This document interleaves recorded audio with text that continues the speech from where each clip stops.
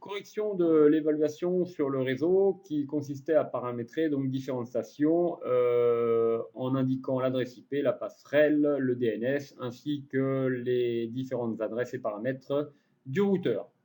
Dans un premier temps, je vous avais demandé de mettre votre date de naissance. Donc moi, je vais prendre une date de naissance. Voilà. Donc le jour en premier pour moi, hein, le mois pardon, et l'année. Donc la première adresse IP donc, pour le réseau numéro 1, c'était l'ordinateur 1, 192.168. Point, donc là, je dois mettre le mois c'est le 6, donc je mets le 6.254. Et deuxième adresse IP du réseau 3, donc pour l'ordinateur portable C par exemple, 192,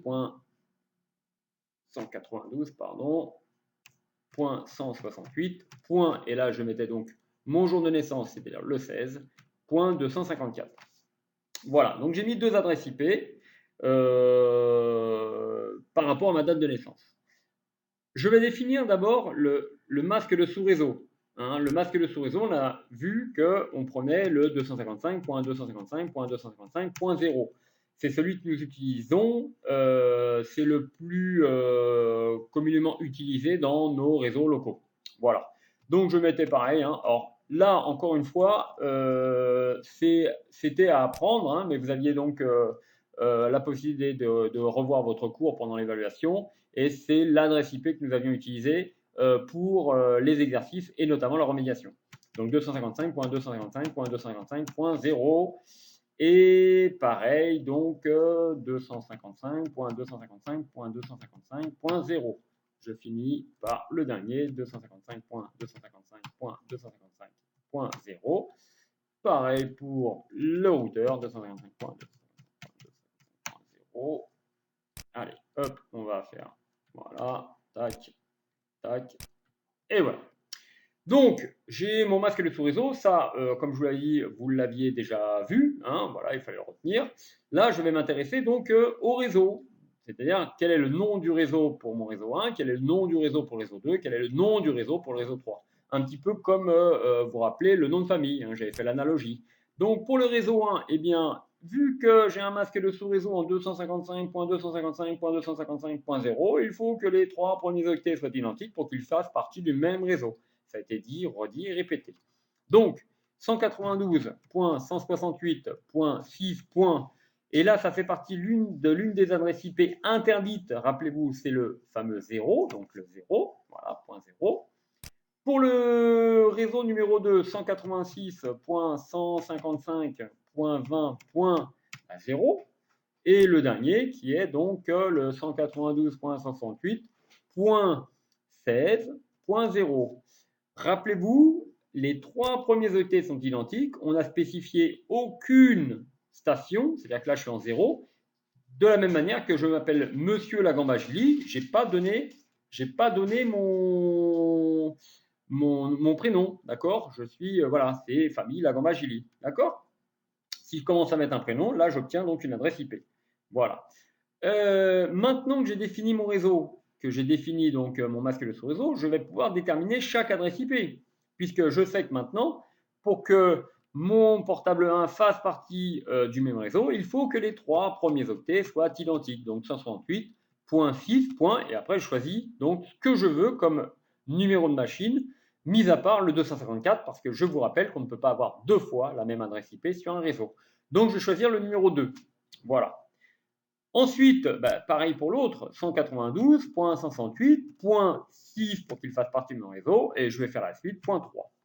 Je me penche côté réseau numéro 3 pour l'ordinateur donc A par exemple, et là je vais faire 192.168. Je change de réseau grâce au troisième octet, je ne suis plus en 6 mais en 16, point, et je choisis le numéro de l'ordinateur que je veux, je choisis le numéro 2. Je termine par le dernier, qui est le portable B. Trompé, je vous l'avais dit, je de contrôle, j'ai mis ordi B, mais c'est leur portable B. 192.168. Je conserve le même troisième octet, point, et là, je vais choisir le 3. Voilà. Donc, j'ai défini mes adresses IP. Maintenant, il va falloir que je puisse sortir de ce réseau. Le matériel qui me permet de sortir de ce réseau, c'est le routeur. Le routeur, vous voyez qu'il est relié sur trois réseaux, donc il aura trois cartes réseau.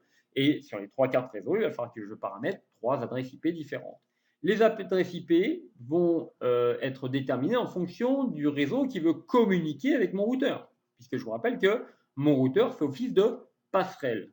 Si on prend la définition d'une passerelle, ça me permet de passer d'un endroit à un autre. Pour le coup, là, pour mon réseau, ça me permet de passer d'un réseau à un autre réseau. Je vous rappelle que le routeur fait partie intégrante généralement de votre box que vous avez à la maison.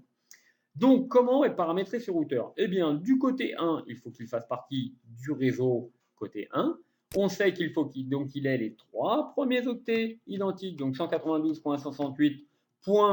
Eh bien, je prends mon 6, et après, je peux déterminer une adresse IP qui n'est pas utilisée. Donc là, vous comprenez la subtilité. Je vais prendre le 1, d'accord? Puisque c'est beaucoup plus simple à retenir. Donc, si j'ai déterminé mon adresse IP ici, eh ben, c'est ma passerelle. Donc, je fais 192.168. Et je prends 6.1 qui va me permettre donc de passer d'un réseau à l'autre. Pareil, 192.168.1. Alors, pardon, j'ai oublié le 6.1. Voilà. Je fais bien partie du même réseau puisque je suis en 6 ici sur le troisième octet. J'ai bien ma passerelle qui est en 6 ici, sachant que ma passerelle, bien évidemment, c'est le paramétrage de mon routeur. Mon routeur, j'ai bien le troisième octet qui est à 6, d'accord, avec les 3 premiers, bien sûr, identiques. Donc, j'ai paramétré ma première passerelle. Si je devais paramétrer la passerelle, donc côté 3, je reprendrais les 3 premiers octets, 192.168.16. Et là, je choisis 1. C'est aléatoire, j'aurais pu choisir 28, 30, 40, vous l'avez bien compris, j'ai 254 possibilités, moins les possibilités qui ont déjà été utilisées. En l'occurrence, moins les adresses IP utilisées ici. Donc, c'est-à-dire le 16.2, le 16.3 et le 16.254.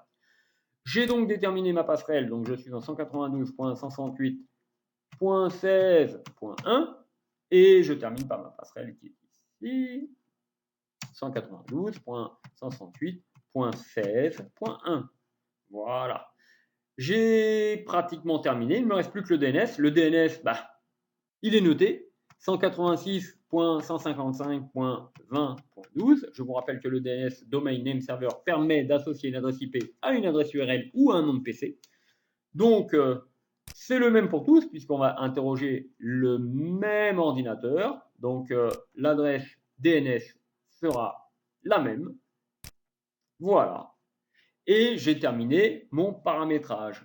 Si je devais expliquer donc chaque paramètre, encore une fois, de mon réseau informatique, je dirais que l'adresse IP permet donc d'identifier un ordinateur sur le réseau, puisque chaque ordinateur a une adresse spécifique et elle ne peut être identique à un autre ordinateur.